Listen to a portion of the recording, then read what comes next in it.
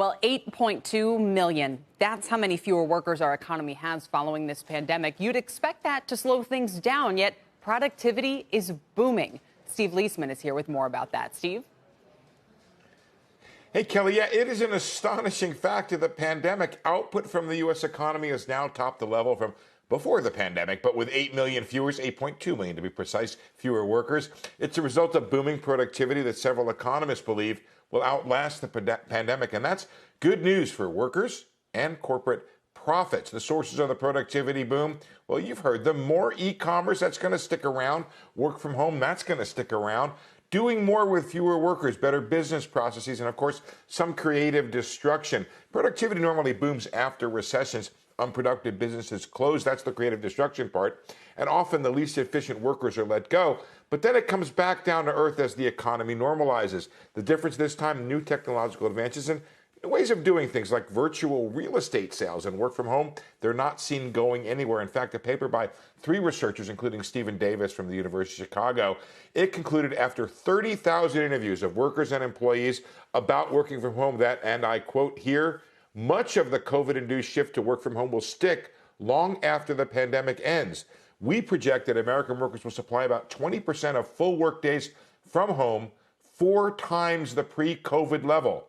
There are positive impacts potentially for the stock market too. Barry Knapp from Ironside telling me he doesn't think all this is factored in, and earnings estimates may have to rise in the months ahead.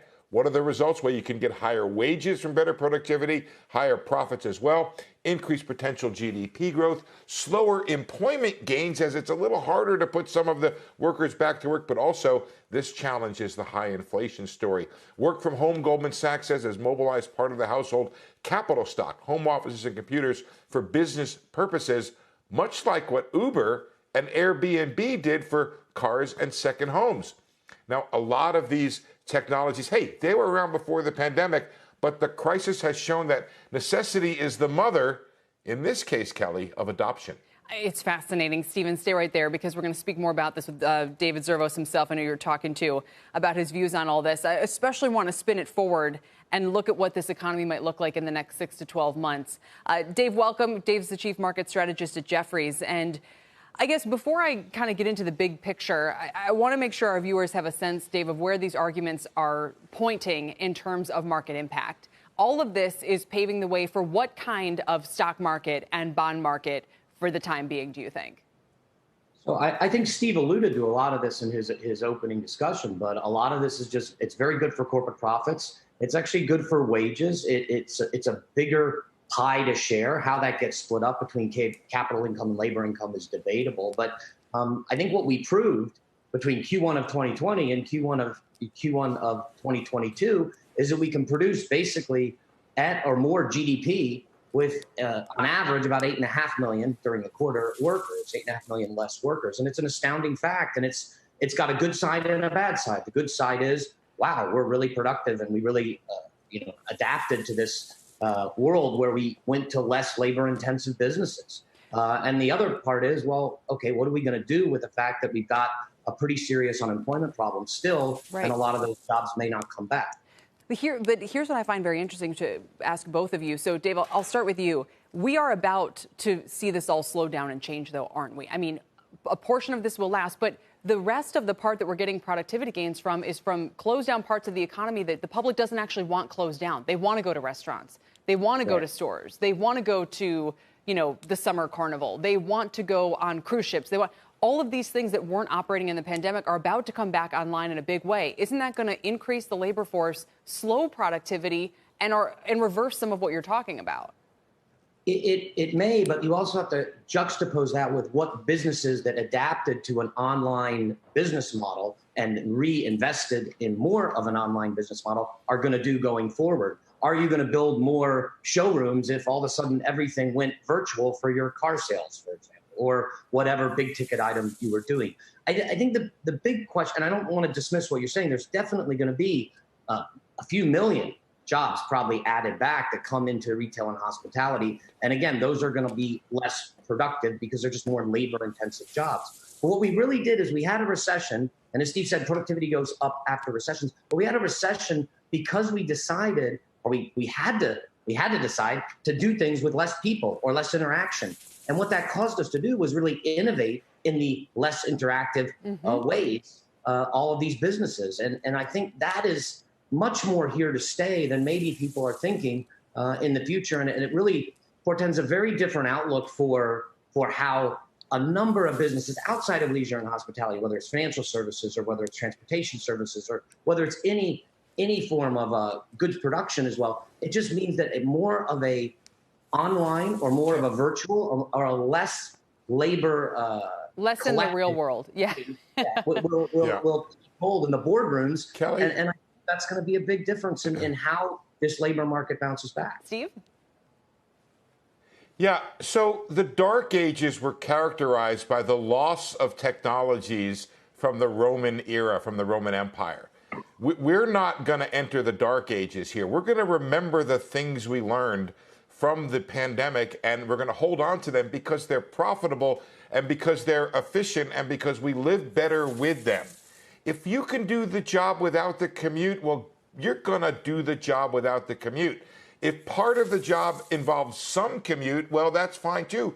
And the amazing thing, Kelly, is we don't need a lot of extra productivity to live a whole lot better. Remember, productivity moves along at 1.5%. Job hours work grows by 0.5%.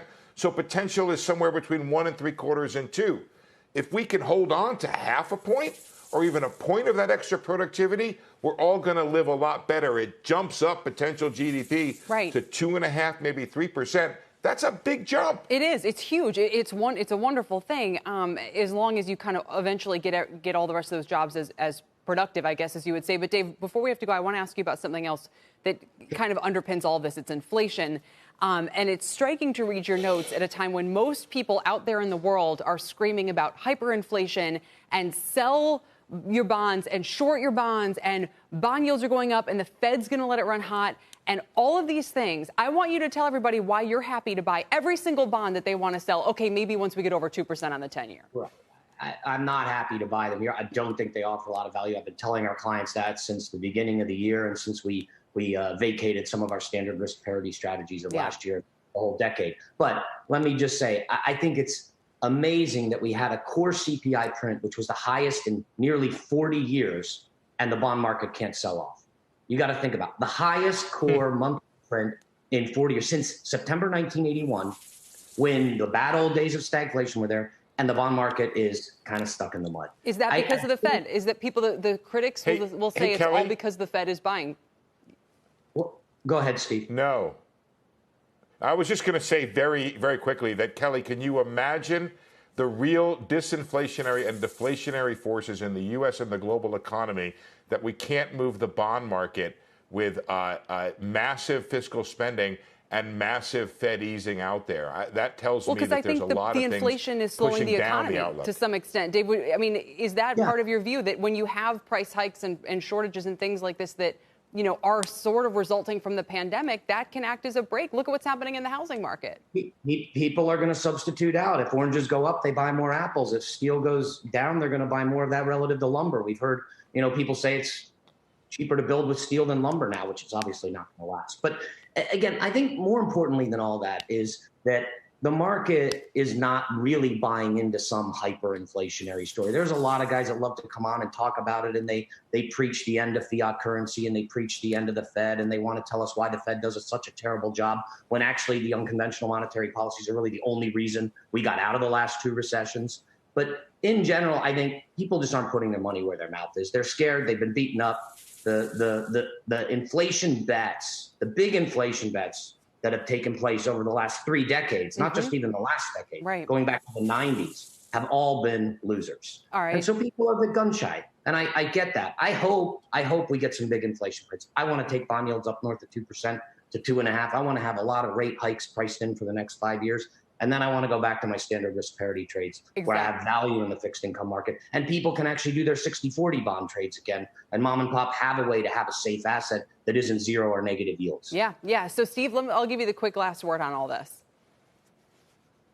You know, I think David has it right. The idea, and by the way, it's not inflationary if inflation slows the economy, because then prices would fall and the economy would slow down. The real danger here is some form of stagflation, which is not what I think is going to happen. I think this productivity boom is something to watch. It creates winners and it creates losers. And I think investors have to be careful on both sides of that equation. Some folks are not going to be winners in this productivity boom. There's equipment to be sold, but also some equipment, some industries are not going to end up on the plus side. Well said. Fascinating. I know some days I think I'm on one side of this conclusion-wise, and then other days I'm on the next. Maybe everyone in the market knows how that feels. Dave Zervos and our own Steve Leisman, thank you both very, very much. Shepard Smith here. Thanks for watching CNBC on YouTube.